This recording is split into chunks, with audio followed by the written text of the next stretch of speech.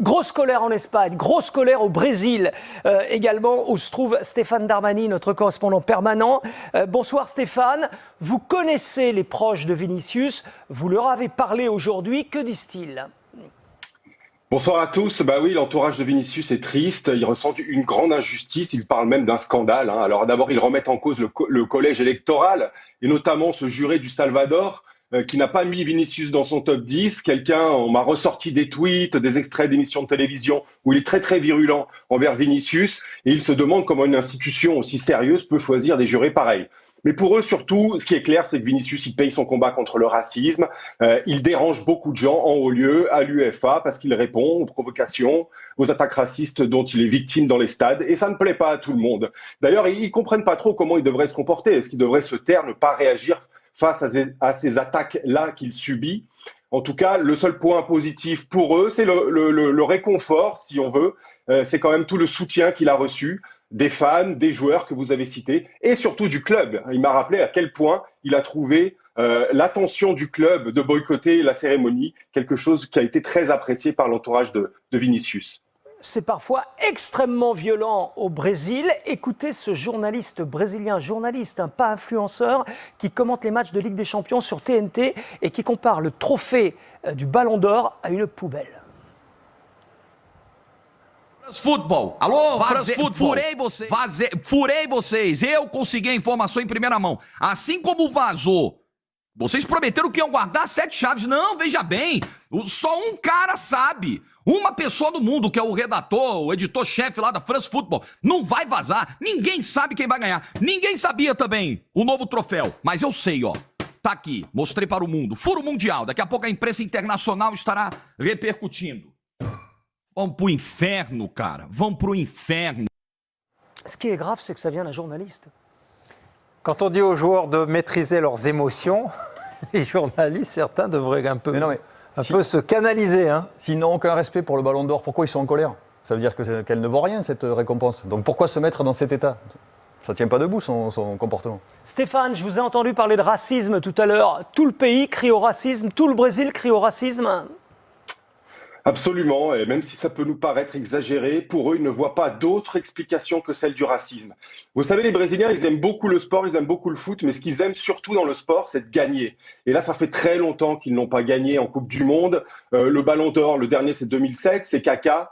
Et là, ils avaient une occasion en or, c'est le cas de le dire, de montrer à nouveau qu'ils sont les meilleurs au foot.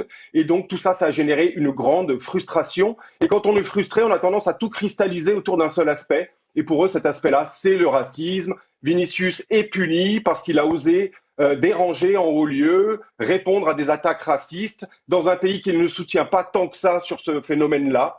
Et donc, face à ce sentiment d'injustice, il n'y a pas d'autre argument qui existe. La dispersion des voix pour les autres joueurs du Real Madrid, on ne l'entend pas. Les qualités de footballeur de Rodri, son sens du collectif, son leadership, son sens du football, malheureusement, tous ces arguments-là ici au Brésil sont absolument inaudibles. Il y a des arguments sportifs quand même. Personne n'a signalé que Vinicius avait raté sa Copa América. Oui, c'est vrai. Non, mais après, honnêtement, si Vinicius avait gagné le Ballon d'Or, ça aurait été tout à fait respectable. Et j'aurais dit bravo, c'est mérité aussi. Je n'ai pas Regardez Vinicius, spécialement sa saison là, avec la Seleção. Effectivement, en club, il a brillé, mais ce n'est pas le cas en sélection, puisque l'équipe du Brésil a été sortie en quart de la Copa América. Puis vous voyez, ses stats sont très très modestes. Les deux choses qui l'ont pénalisé, c'est ce que tu dis. Et puis aussi, parfois, son comportement sur le terrain n'a pas été à la hauteur de ce qu'il a pu faire devant le but adverse. Alors on va le voir. Ça joue aussi. Et ça, à mon avis, ça l'a pénalisé. Valentin Dupont a ressorti des images. Regardez, contre Leipzig d'abord en Ligue des Champions, donc contre Orban. Ouais, là, c'est inutile. Il faut savoir qu'il y a 3 critères pour les votants. C'est d'abord les performances individuelles, puis le palmarès, puis le comportement et la classe et le fair play. Donc ça, effectivement... Il n'a pas pris rouge sur l'action, là. Et là, avec Kimmich. Là, c'est terrible. Je trouve ça irrespectueux au possible, chambreur, malvenu. Et c'est ce type de geste où il doit vraiment, c'est son point de vigilance, son point d'amélioration, qui est facile à améliorer. Il faut on l'a dit, maîtriser ses émotions, mais ça n'a pas plaidé en sa faveur et personne n'en parle d'ailleurs. D'autant plus que Dominique, hein, vous le dites, vous le redites, c'est un critère dans l'attribution d'un Oui, Ballon d'Or. absolument. Mais il y a deux choses qu'il faut séparer avec Vinicius, c'est qu'il mène un combat contre le racisme qui est évidemment plus que défendable et il en souffre beaucoup en Espagne et il a le courage de ne pas se taire. Donc ça, c'est à soutenir. En revanche, c'est aussi quelqu'un qui parle beaucoup, qui chambre sur le terrain et qui n'a pas toujours un comportement exemplaire. L'un n'empêche pas l'autre. Je vois Stéphane Darmani qui sourit quand on parle du critère du fair play. Pourquoi, Stéphane ? Parce que j'ai vu un certain gardien argentin, Emiliano Martinez, gagner 2 fois de suite le trophée. Et donc, je me demande quel est le poids réel de ce critère du fair play dans le vote, quoi. Je rappelle quand même que la FIFA a créé une nouvelle règle pour empêcher les gardiens de venir perturber les tireurs de pénalty à cause des comportements antisportifs d'Emiliano Martinez.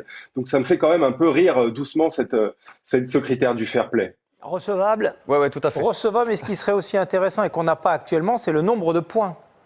Ce qui serait vraiment intéressant, c'est de savoir, et on le saura prochainement. Alors, il y a des fakes qui circulent actuellement, mais ce ne sont pas les bons chiffres. Le détail des votes nous éclairera, mais on peut miser, je pense, sur l'éparpillement des voix entre joueurs du Real. La preuve, ils finissent 2, 3, 4. Et est-ce que vous pensez que cette histoire peut nuire au Ballon d'Or dans le futur ? Le Real dit déjà que ce ne sera plus jamais la même chose. Ça peut lui nuire ou pas ? En tout cas, ça ne lui fait pas du bien, ça c'est sûr. En termes d'image et d'équité, voilà. C'était peut-être plus simple quand il y avait un Messi ou un Ronaldo, quoi. Merci Pablo, on en parle, merci Stéphane d'avoir été avec nous, on n'en a jamais autant parlé. Auparavant on connaissait les résultats mais ça ne créait pas autant de polémiques. Bon là on les connaît également, hein. À l'avance on l'a su dans l'après-midi. C'est plutôt le Ballon d'Or attribué à Rodri plutôt qu'à Vinicius ou alors le manque de classe du Real Madrid qui refuse de se rendre à la cérémonie parce que le Ballon d'Or n'a pas été attribué à Vinicius. Pour moi, c'est le manque de respect du Real.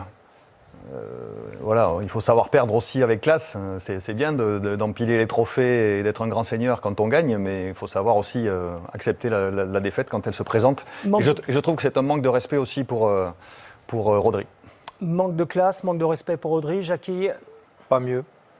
Donc c'est ça qui vous choque le plus ce soir. Image, de Vinicius justement, sa première image depuis cette soirée polémique. Aujourd'hui, à Valdebebas, Vinicius à l'entraînement comme si de rien n'était, ou presque, parce que ça bouillonne sûrement à l'intérieur de son crâne, ça bouillonne à l'extérieur également. Le Ballon d'Or pose aujourd'hui question et on va les poser ces questions. Mais l'attitude du Real provoque, elle, un vrai malaise. Colère parfois excessive, non ? Le Real n'est pas respecté ? Alors là, on est dans l'excès à tout point de vue, dans tout ce qu'on peut lire, entendre. Bon, bien sûr que les messages des joueurs du Real Madrid, c'est un peu normal. Il n'y a aucun message d'un joueur de Manchester City, par exemple. Donc oui, c'est excessif. Non, mais il y en a de l'Atlético Madrid et il y en a de Barcelone également, oui, Dominique. Pour féliciter Rodri. Oui, mais non, c'est excessif. Je trouve que c'est mérité pour Rodri, on l'a dit. C'est un joueur d'équipe, sa technicité, il a étoffer son jeu parce que maintenant il marque des buts, il fait des passes décisives, on l'a dit, on l'a redit. Donc pour vous, il n'y a pas de polémique en tout cas. Non, il n'y a pas de polémique. Tout à l'heure, il n'y a pas de polémique. Clairement, on est dans la thèse du complot du côté du Real. On est dans la thèse du complot, c'est-à-dire on veut sanctionner. On n'est pas sur la valeur du joueur ni sur la valeur de Rodri. On est sur un complot de la FIFA, de l'UEFA, pardon, contre ce club sur fond de lutte pour la Super League.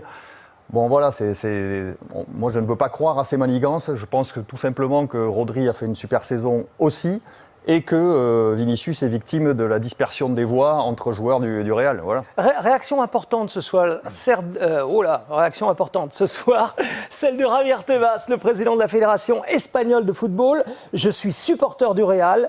Les valeurs importantes de ce club sont d'être gentleman et de serrer la main quand on perd. Cela fait un certain temps que le club a perdu cet état d'esprit. Ils auraient dû se rendre à cette cérémonie et ne pas mettre en cause le système de France Football. La victimisation du Real n'a pas lieu d'être et est exagérée. Je ne sais pas sur quel chemin ils vont. Ce manque d'élégance, nous le vivons en Espagne aussi. Alors justement, nous sommes en ligne avec Pablo Polo, journaliste à Marca, en direct de Madrid. Marca qui a titré ce matin, il y avait Rodri en une avec le Ballon d'Or et en sous-titre, il y avait Ya era hora. On va peut-être le voir, ce qui veut dire il était temps puisque Rodri est le premier Espagnol à devenir Ballon d'Or depuis Luis Suarez en 1960. La voilà, cette une. L'Espagne, Pablo, est divisée ce soir entre les pro-Rodri et les pro-Vinicius. Oui, bien sûr. Bonsoir à tous. Je pense qu'il y a de la division en Espagne, bien sûr, parce que bien sûr qu'on est content du fait d'avoir un ballon d'or espagnol. Depuis Luis Suarez, on l'a mérité. On a vu Xavi, Iniesta, que peut-être aurait mérité ces ballons d'or. Mais c'est vrai aussi que si Rodri n'était pas gagnant ballon d'or, je pense qu'on était beaucoup plus du côté du Real Madrid, parce que c'est vrai aussi que il y a beaucoup de monde qui pense que Vinicius méritait ses ballons d'or. Pas seulement le supporter du Real. Normalement, oui, bien sûr, le supporter du Real. Mais je pense qu'il y a une énorme surprise, je pense, générale. Le fait de voir Rodri, bien sûr, on est content. Mais le fait de voir Rodri avec les ballons d'or, c'est quand même une surprise ici en Espagne. Pablo, je sais que vous êtes proche du Real, comme le journal Marca. Mais est-ce que vous avez trouvé, vous aussi, que le Real avait manqué de classe dans cette histoire ? Oui, bien sûr, il y a un débat. Il y a deux débats ici. Vraiment, si Vinicius méritait ou pas le ballon d'or, Rodri ou Vinicius. Mais voilà aussi le fait de voir le Real Madrid n'être pas à la cérémonie à Paris. Et bien sûr qu'on nous a surpris aussi. On ne l'attendait pas. Et bien sûr qu'il y a beaucoup de monde ici qui pense que voilà, le Real, un club gentleman qui parle toujours de valeur. On part toujours à l'hymne du Real, disent toujours « Cuando pierdes, da la mano ». Ça veut dire quand il perd, il donne la main. C'est évident que cette fois, la main n'était pas vraiment à Paris. D'autant qu'on a l'impression, messieurs, que ça part un peu dans tous les sens. Le Real vise l'UEFA, France Football, certains parlent de racisme. Ça part dans tous les sens. C'est la thèse du complot. Voilà. Ouais. Et puis le message du président de la Ligue espagnole, je le trouve remarquable, très sensé, très posé. Ce qui n'a pas toujours été le cas dans Et il regrette le comportement du Real Madrid. Il le dit, c'est clair, c'est net, c'est précis. Et dans sa dernière phrase, il laisse entendre que ce n'est pas seulement sur ce coup-là du Ballon d'Or. C'est que aussi en Espagne et dans d'autres histoires, le Real n'est pas toujours à la hauteur de sa réputation et de l'image qu'il voudrait se donner. Alors, on l'a dit, les joueurs du Real supportent évidemment Vinicius. On a vu tout à l'heure les tweets de Tchouaméni, de Camavinga. Et puis, il y a aussi ceux d'autres joueurs. Donc, on a parlé des joueurs de l'Atlético et du Barça. Où Rodri a été formé. Et puis, évidemment, quelques joueurs du Barça qui se sont fait un plaisir de féliciter un Madrilène, mais pas du Real. Et pas seulement. Il y a aussi Franck Ribéry, il y a Serge Aurier qui ont tweeté, qui ont posté sur les réseaux sociaux. Regardez. Donc, ça, c'est Serge Aurier, la banane du siècle. Waouh, Iniesta, Xavi, Yaya Touré, j'en passe. Ils doivent se sentir carottes dans l'histoire. Clim historique et inoubliable. Et puis il y a Franck Ribéry également, Ballon d'Or, qui se moque un petit peu du Ballon d'Or. Dernière question, Pablo. On a dans le sujet de Florian tout à l'heure entendu Vincent Garcia, le patron de France Football, dire que personne, à part lui et peut-être une ou deux autres personnes, ne connaissaient le résultat avant la remise du trophée. Est-ce que vous savez qui a transmis l'info aux joueurs du Real Madrid et au Real? Qui a donné l'info? Voilà qui quelqu'un a donné l'info, ça c'est clair. J'apprécie l'effort de l'organisation pour garder les secrets parce que je suis d'accord que ça donne bien sûr de l'émotion à la soirée. Mais nous déjà, pour être honnête, on attendait Vinicius, mais déjà le lundi matin, avant midi même, on a pensé que peut-être Vinicius ne gagnait pas et on avait déjà des rumeurs que c'était Rodri qui a gagné. Ça veut dire que si Marca, par exemple, avant midi, était au courant que Rodri était le gagnant, j'imagine que le Real aussi était au courant. Et selon notre info, c'était Vinicius qui a transmis au Real Madrid cette info. Il a transmis au Real Madrid que c'était Rodri qui gagnait. Il y a une info aussi du côté du Real que c'est City qui a transmis au Real que c'était Rodri les gagnants. Là, nous, on n'arrive pas à confirmer cette info, mais c'est évident qu'il y a eu une filtration, je ne sais pas si on dit une filtration en français, mais c'est évident que ça n'est pas arrivé jusqu'à la fin, le secret. Le Real était au courant avant midi, c'est pour ça qu'il a décidé de ne pas aller à Paris. Merci Pablo. Ce qui est sûr, c'est que quand Vincent Garcia, le patron de France Football, dit que personne n'était au courant, c'est pas vrai, ça a fuité forcément. C'est difficile de le croire, qu'ils aient tout tenté, qu'ils aient réduit au maximum par rapport à ce que c'était avant. Avant, en fait, avant la cérémonie, le joueur récompensé faisait des photos, faisait des interviews. Donc là, évidemment, l'information fuitait de partout. Ils ont dû limiter au maximum, mais de là à penser que personne n'était au courant, ça ne paraît pas possible. Ça a obligatoirement fuité. Autrement, bien entendu que la délégation du Real Madrid n'aurait jamais pris le risque sans avoir cette information sûre de ne pas se déplacer. C'était impossible. On va le savoir forcément. Bien sûr, Tout se on le sait sait toujours, bien aujourd'hui. sûr, bien sûr. On va le savoir.